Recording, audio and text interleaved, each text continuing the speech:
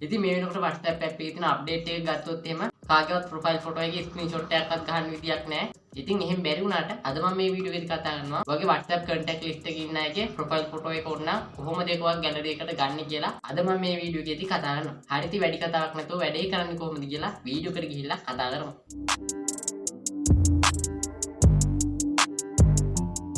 හරි ඉතින් ඔයාලා මේ වැඩේ කරනවා නම් ඔයාගේ ෆෝන් එකේ Google එක හරි Chrome එක හරි ඕපන් කරගන්න. මම මේ විතර Google එක ඕපන් කරගන්න.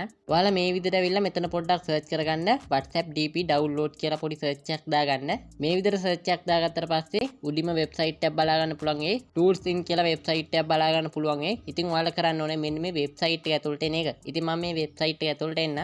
හරි ඉතින් මේ වෙබ්සයිට් එක ඇතුළට ආවට පස්සේ ඔයාලට මේ වගේ ඉන්ටර්ෆේස් එකක් තමයි බලා ගන්න පුළුවන් වෙන්නේ. ඉතින් ඔයාලට කියන්න ඕනේ මෙන්න මේ වෙබ්සයිට් එක යූස් කරලා තමයි මම වැඩේ කරන විදිය කතා කරන්නේ. හරි දැන් මම වැඩේ කරන්නේ කොහොමද කියලා කතා කරන්න.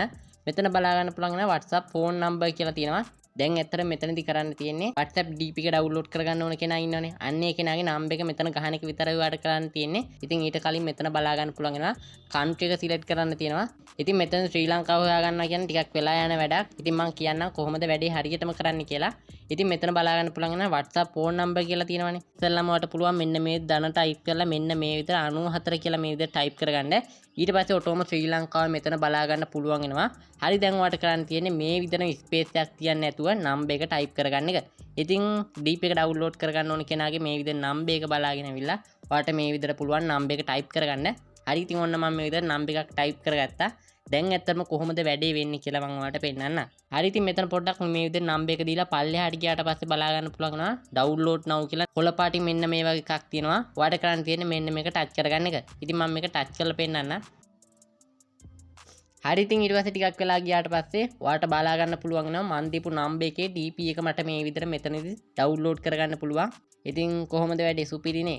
ඉතින් ඒක ඩවුන්ලෝඩ් කරනවා නම් මෙන්න මෙතන බලා ගන්න පුළුවන් නා කොළ පාටින් save DP කියලා තියෙනවා. මෙන්න මේක ටච් කරාට පස්සේ ඔයාලට මේක ගැලරි එකට save කරගන්න පුළුවන් මේ ඩවුන්ලෝඩ් කියන එක ටච් කරලා.